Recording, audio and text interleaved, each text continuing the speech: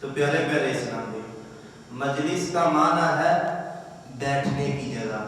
ایک شخص اکیلا بیٹھا ہو تو وہ بھی مجلس ہے، دو شخص بیٹھے ہوں تو وہ بھی مجلس ہے، چار ہوں، چار چھوڑ کر 500 5000 ہوں تو یہ جتنے بھی بیٹھے ہوں گے یہ ساری مجلس ہے۔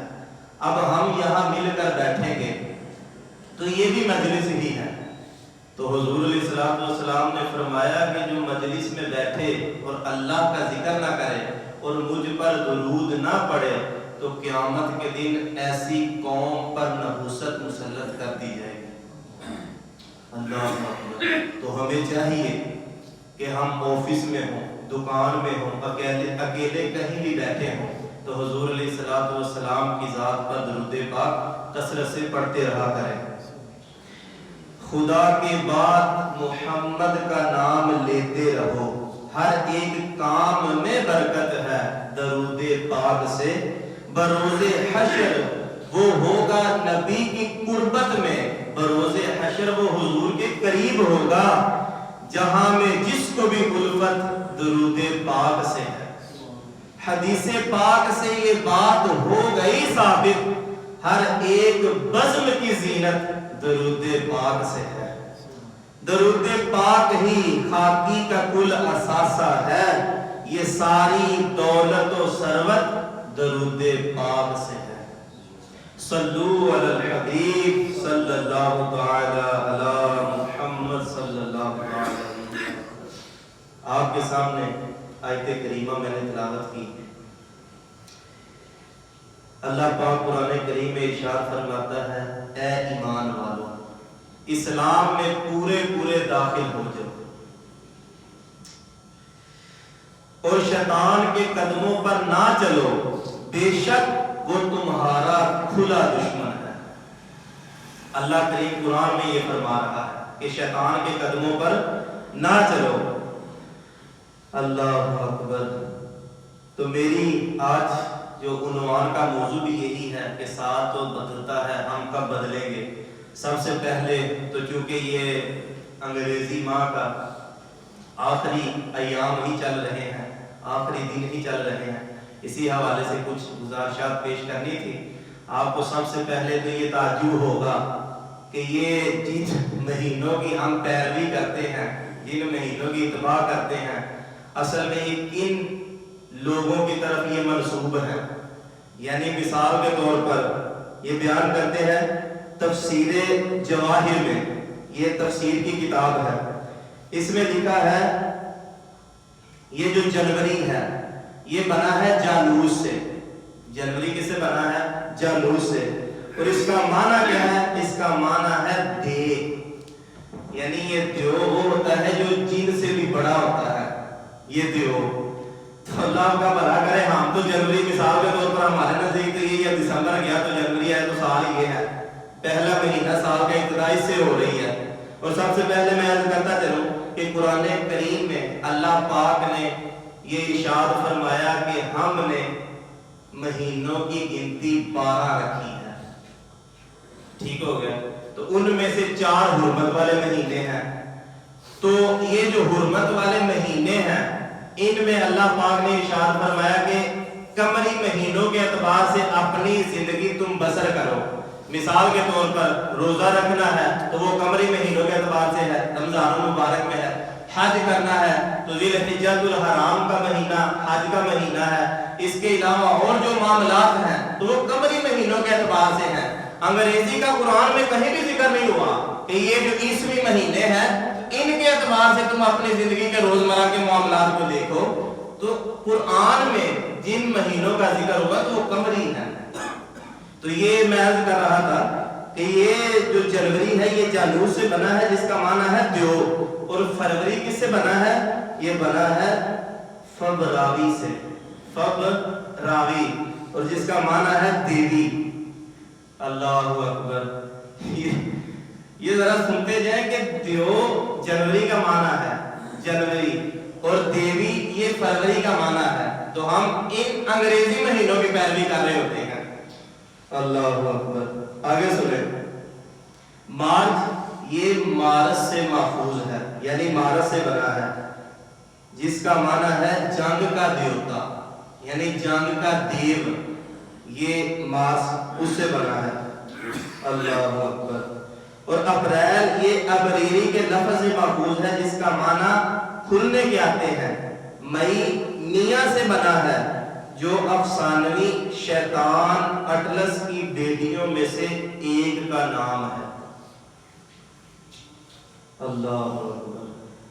تو ہم مسلمانوں کے لیے حیرت افسوس تو بات یہ ہے کہ یہ میں نے جو ابھی بیان کیے، یہ کچھ میں نے مہینوں کے بیان کیا ہے کہ یہ کن کن کی طرح منسوب ہے، تو ہم مسلمان اپنے روزمرہ کے معاملات ان کی طرح منسوب کر رہے ہیں جو دیووں کی طرف مہینوں کے نام منسوب ہیں۔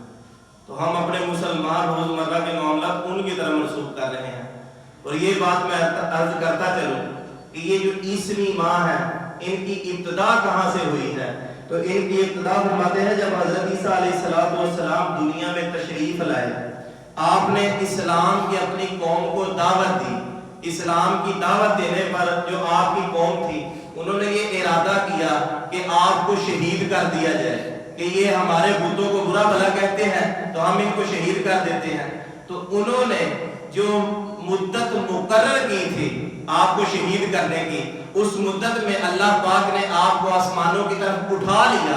اس مدت کی نسبت سے یہ عیسوی ماہ کا ابتدا ہوا تھا، یعنی حضرت عیسیٰ علیہ السلام کی جو انہوں نے مدت مقرر کی تھی شہید کرنے کی، تو وہاں سے اس عیسوی ماہ کا ابتدا ہوا تھا۔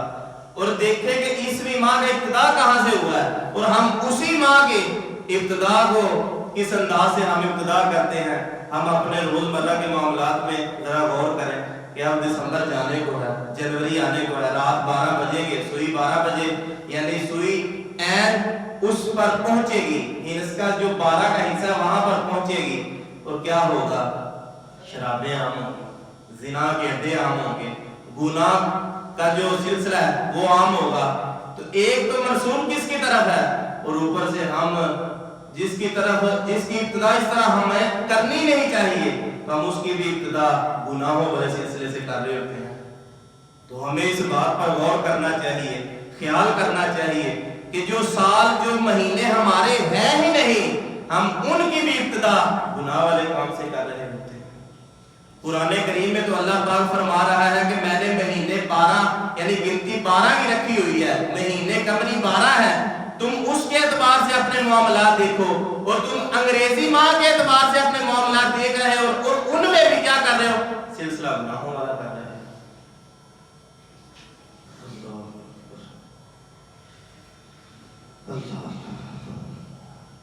تو ہمیں اس بات کا غور کرنا چاہیے کہ ہم جس عیسوی سال کا استقبال گناہوں بھرے انداز سے کریں گے، جب اس کی ابتدا ہی گناہ والی ہوگی تو انتہا بھی یقینی بات ہے گناہ والی ہوگی۔ ہم ابتدا گناہوں سے کریں اور پھر بعد میں لوگوں کو کہیں ہمارے معاملات میں ہمارے دعا کریں، ہمارے کاروبار کے لیے، ہمارے رزق کے لیے دعا کریں، اللہ ہمارے رزق میں برکت ڈالے، تو جب ابتدا ہی غلط کام سے ہوگی تو وہاں برکت کیسے آئے گی؟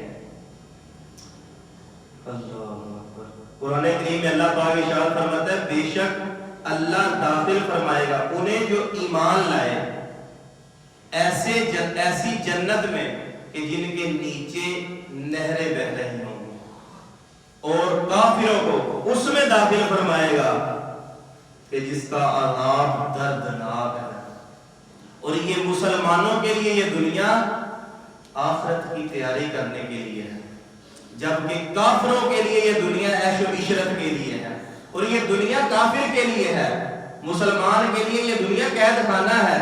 اللہ پاک فرما رہا ہے کہ اے مومنوں اپنے ہاتھوں کو ہلاکت میں نہ ڈالو، اپنے ہاتھوں کو ہلاکت میں نہ ڈالو، یہ کافروں کے لیے ہے دنیا۔ تم نے یہاں پر آخرت کی تیاری کرنی ہے، تمہیں اس دنیا میں بھیجا گیا آخرت کی تیاری کے لیے، اپنے آپ کو گناہوں سے بچانے کے لیے تمہیں دنیا میں بھیجا گیا ہے کہ تم اچھے اعمال کرو، تمہیں جنت میں داخل کر دیا جائے۔ اللہ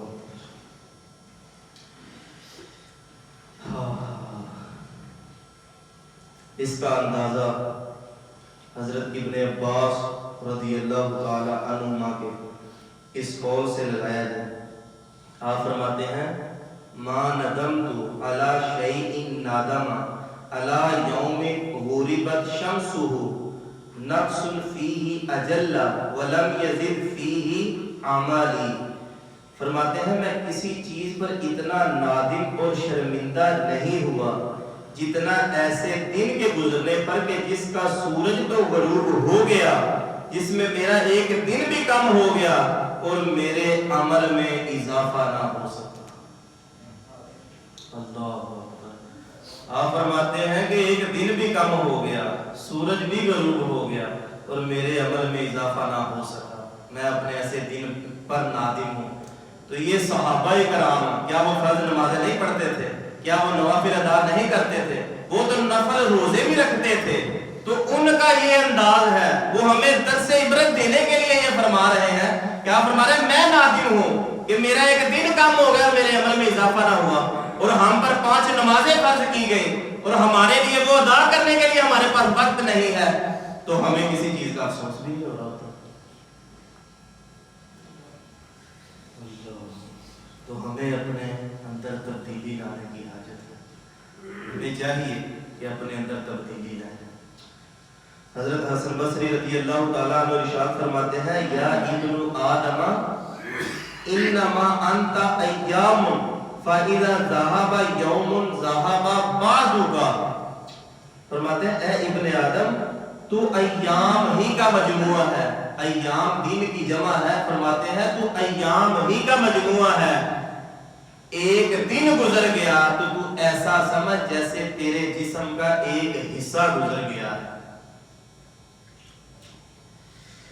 اللہ، تو ہمیں چاہیے کہ ہم اپنے معاملات میں بہتری لائیں۔ ہمارا جو سال گزر گیا ہم دیکھیں کہ اس سال میں کتنی کوتاہیاں تھیں، ہم سے کتنی نمازیں قضا ہوئی، کتنی نمازیں چھوٹ گئیں۔ آئندہ جو سال آئے گا ہم نے اس میں اپنے اندر کیا بہتری لانی ہے۔ جو قضا ہو گئی یہ نیت کریں کہ جو ہماری نمازیں قضا ہو گئی، انشاءاللہ یہ جو نیا سال چڑھنے والا ہے اس سال میں انشاءاللہ وہ قضا نمازیں بھی مکمل ادا کریں گے اور آئندہ کبھی بھی نماز قضا نہیں کریں گے۔ اگر سابقہ سال میں گناہ ہوئے ان سے پکی سچی توبہ کریں اور آئندہ سال گناہوں سے بچنے کی خوب کوشش کریں۔ یہ سال بدلتے ہیں، ہم کب بدلیں گے؟ حضرت ابن عباس رضی اللہ تعالیٰ عنہ کو جو میں نے قول بیان کیا ہے یہ ہمارے لیے انمول تحفہ سمجھ لیں، عبرت کے پھول سمجھ لیں کہ آپ کس قدر فرما رہے ہیں کہ میں نادم ہوں، مجھے ندامت ہے، تو ہمیں ندامت نہیں ہوتی۔ اللہ اکبر۔ حضور علیہ السلام فرماتے ہیں ایسا شخص جو گناہ کرتا رہے، نفس کی خواہشات کی پیروی کرتا رہے اور اللہ پاک سے انعام کی امید رکھے تو وہ شخص عاجز ہے۔ عاجز اس کو کہتے ہیں جس کے پلے کچھ بھی نہیں آئے گا، قیامت کے دن جس کے پاس کچھ بھی نہیں رہے گا اس کو عاجز کہتے ہیں۔ اور فرماتے ہیں جو میرے اللہ پاک کے احکامات پر عمل کرے اور میرے اسوہ حسنہ پر عمل کرے، قیامت کے دن انعامات اسی کے لیے ہوں گے۔ تو ہمیں چاہیے کہ گناہوں سے خوب بچیں، خوب نیکیاں کریں۔ اور آخر میں حضرت سیدنا صدیق اکبر رضی اللہ تعالیٰ عنہ کیونکہ جمادی الاخری 22 جمادی الاخری آپ کے اس سے پاک کا دن ہے، اسی حوالے سے کہ حضرت ابو بکر صدیق رضی اللہ تعالیٰ عنہ آپ کا نام عبداللہ ہے، آپ کی کنیت ابو بکر ہے اور آپ کا جو لقب ہے وہ صدیق و عتیق ہے۔ حضرت ابو بکر صدیق رضی اللہ تعالیٰ عنہ حضور علیہ السلام کس قدر محبت فرماتے تھے۔ ایک مرتبہ حضور علیہ السلام نے فرمایا ما نفعنی مال ما نفعنی ابو بکر۔ حضور علیہ السلام نے فرمایا مجھے کسی کے مال نے اتنا نفع نہیں دیا جتنا ابو بکر کے مال نے نفع دیا ہے۔ حضرت ابو بکر صدیق رضی اللہ تعالیٰ عنہ نے جب یہ بشارت سنی تو حضرت ابو بکر صدیق رو دیے تو آپ عرض کرنے لگے یا رسول اللہ صلی اللہ تعالی علیہ وآلہ وسلم میرا سارا کا سارا مال آپ کے لیے ہی تو ہے۔ سبحان اللہ۔ پیارے پیارے اسلامی، اس سے یہ بات بھی پتہ چلی کہ حضرت ابوبکر صدیق رضی اللہ تعالیٰ عنہ کا یہ عقیدہ تھا کہ ہم حضور کے غلام ہیں اور غلام کا سارا مال اس کے آقا کا ہوتا ہے۔ یہ آپ کا عقیدہ تھا اور یہ آپ حضور سے محبت فرماتے تھے۔